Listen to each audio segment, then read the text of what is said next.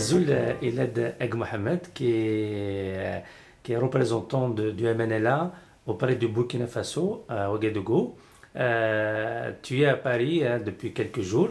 On aimerait bien que tu nous dises quelle est ta mission à Paris. Je suis à Paris dans le cadre, c'est sur invitation de la présidente de la Commission des Affaires étrangères de l'Assemblée nationale à Paris. La réunion elle était dirigée par l'honorable Jean-Louis Christ, qui représentait la présidente. L'objectif de la rencontre, c'est sur un thème essentiel qui était quelle nouvelle gouvernance pour le Mali. Il était présent plusieurs chercheurs, des grands cadres, des historiens français, comme il y avait aussi le président de l'association malienne des municipalités, et puis des cadres de différents horizons qui étaient présents. Il y avait des ressortissants de l'Azawad, quelques ressortissants de l'Azawad qui étaient présents à la réunion. Et voilà, il y a eu des débats de toutes sortes. Il y a des hommes politiques qui ont proposé des solutions. Certains pensent que aujourd'hui la solution globale peut passer par un certain nombre de propositions concrètes que certains ont faites. Alors, ce qu'on peut retenir de la rencontre, même si la question n'a pas encore été posée, c'est que les gens sont... Aujourd'hui, on peut penser qu'il y a de l'espoir, surtout ce qui concerne la partie malienne, de prendre en compte les aspirations du peuple de l'Azawad. Et ça, je crois que c'est un pas très très important à signaler. Est-ce que de la part des représentants français qui étaient là, vous aviez senti une certaine écoute ou une certaine sensibilité à la question Touareg?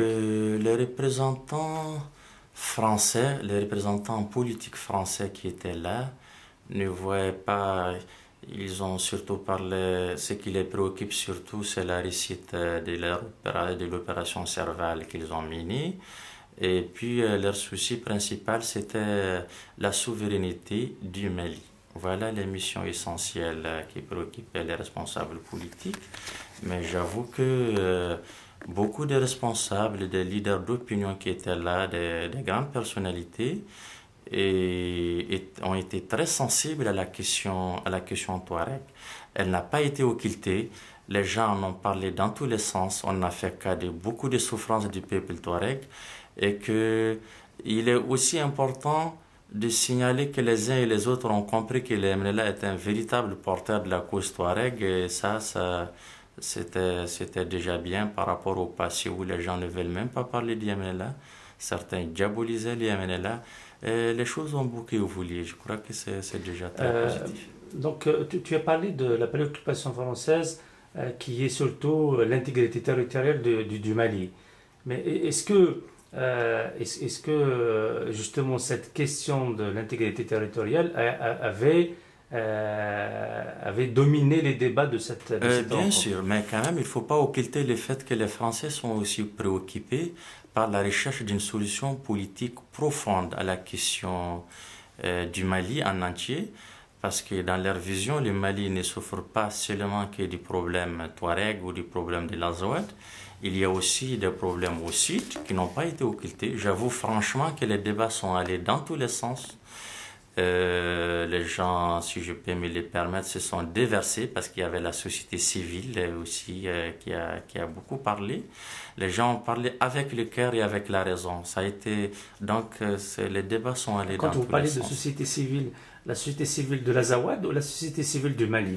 Les deux, la société civile de l'Azawad et puis du Mali, ils étaient tous là, elles étaient toutes là. Ils étaient représentés d'une manière équitable ou déséquilibrée? Équitable, c'est pas facile. Vous savez, les invitations n'ont pas été faites exclusivement en tant que telles. Équitable, je ne crois pas. D'accord.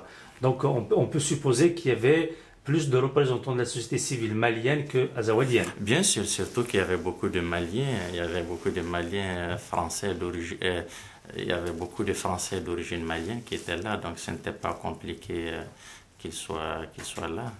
Quelle était la position de ces Maliens, de ces Français d'origine malienne, notamment par rapport au MNLA et par rapport au Touareg, d'une manière générale? Bon, j'avoue que les Français d'origine malienne, pour la plupart, ne connaissent pas très bien le Mali dans sa diversité.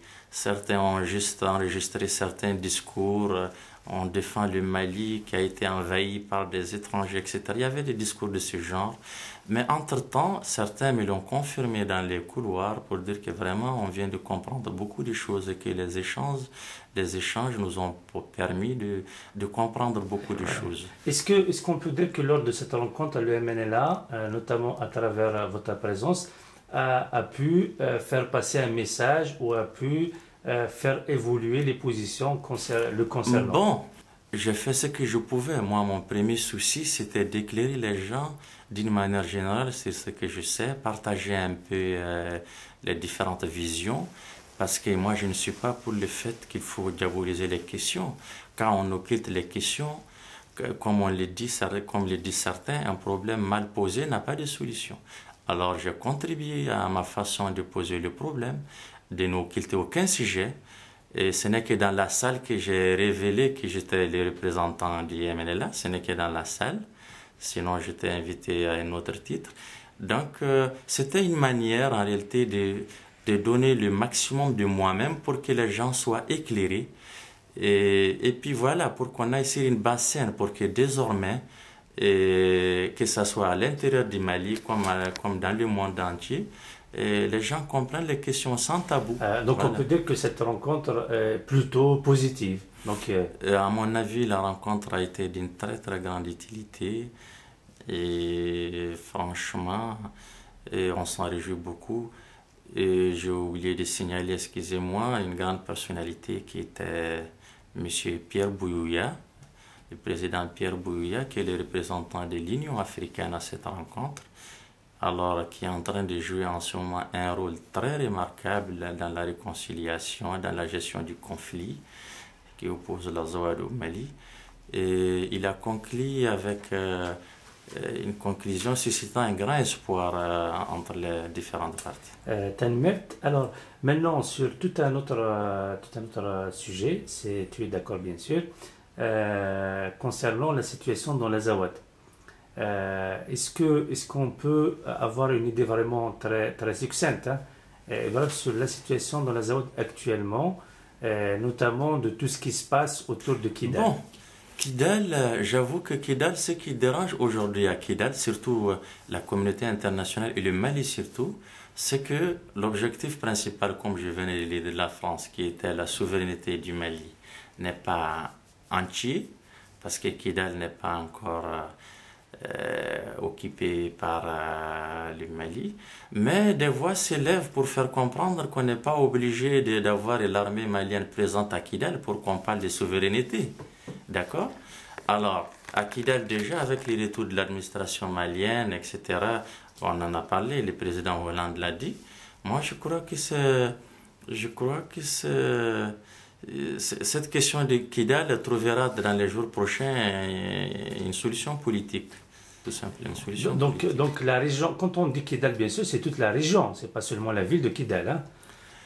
Donc toute la région de Kidal est toujours sous le contrôle du MNLA. Tout à fait, tout à fait. Et tout ce qu'on entend parler, par exemple, autour, dans certaines presses, disant que l'armée malienne s'apprête à occuper Kidal, que le MNLA, les troupes de MNLA sont presque inexistantes à Kidal, tout ça, c'est des mensonges. Il faut faire attention, comme je l'ai dit, je le répète, avec de la propagande, on ne peut pas construire une paix durable. C'est pas possible.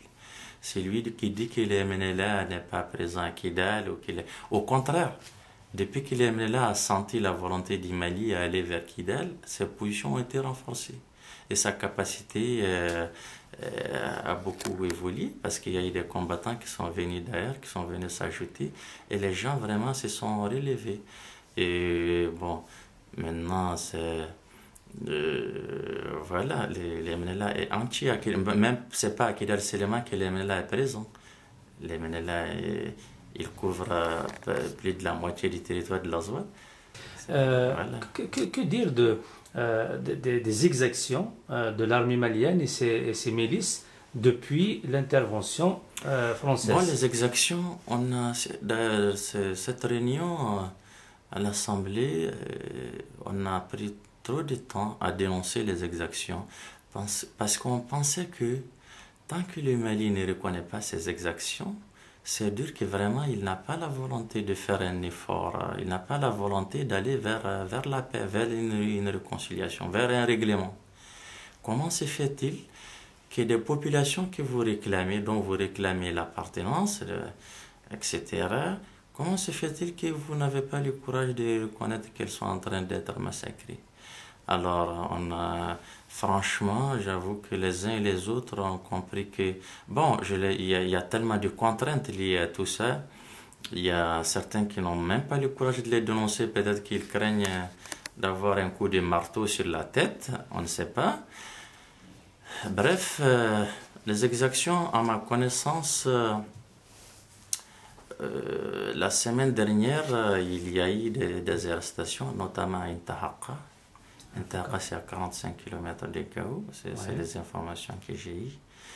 Alors, à Ber aussi, il y a eu des cas très malheureux à Ber aussi, des gens qui ont été arrêtés, etc.